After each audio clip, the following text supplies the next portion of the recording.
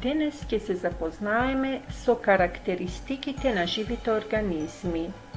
Прва карактеристика е клеточната организација. Тоа значи дека сите живи организми, растенијата и животните се изградени од клетки. При тоа, растенијата се изградени од растителен тип на клетки, додека животните се изградени од животински тип на клетки. Втора особина е исхранувањето. Сите живи организми се исхрануваат, при што животните користат готова храна од растително и животинско потекло, а растенијата си ја создаваат сами храната преку процес на фотосинтеза. Потоа, трета особина е дишењето. Сите живи организми дишат, при што тие дишат на различни начини. Човекот дише преку бели дробови, рибата дише преку шкрги, инсектите дишат преку трахеи или тенки ситни цевчиња, а растенијата дишат преку стоми. Четврта особина е движењето.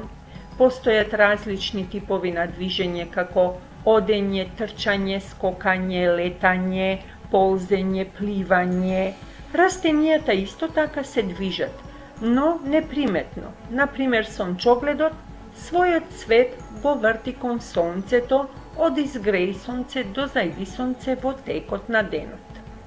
Адаптирање кон средината значи прилагодување на живите организми кон средината во која живеат. Камилите живеат во пустина, рибите живеат во вода, лавовите во шума, а црвите живеат длабоко во земјата. При тоа, тие се прилагодени на условите во нивната животна средина.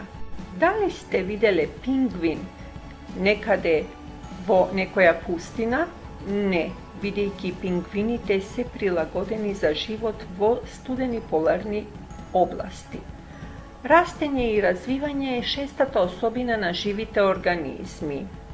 Сите живи организми растат и се развиваат во текот на нивниот животен циклус, при што човекот и животните растат до одредена точка или граница, а растенијата растат се додека се живи.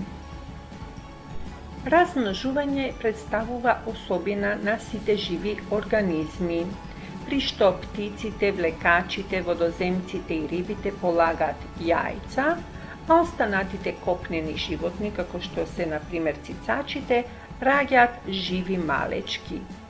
Кај растенијата малото бебе растение е сместено во семето помеѓу двата котиледони или во едниот котиледон, во зависност од типот на растението.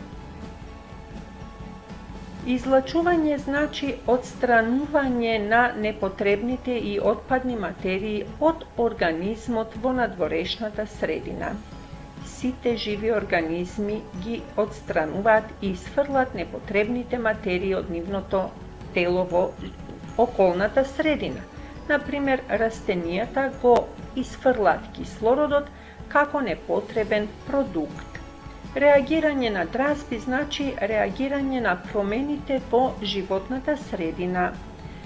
Сите ние реагираме преку сетилните органи на тие промени, а одредени растенија, како например мимоза, исто така покажуваат реагирање на одредени дразби.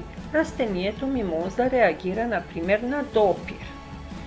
Додека животниот век значи колку долго време еден жив организам живее и колку е неговиот период на живење.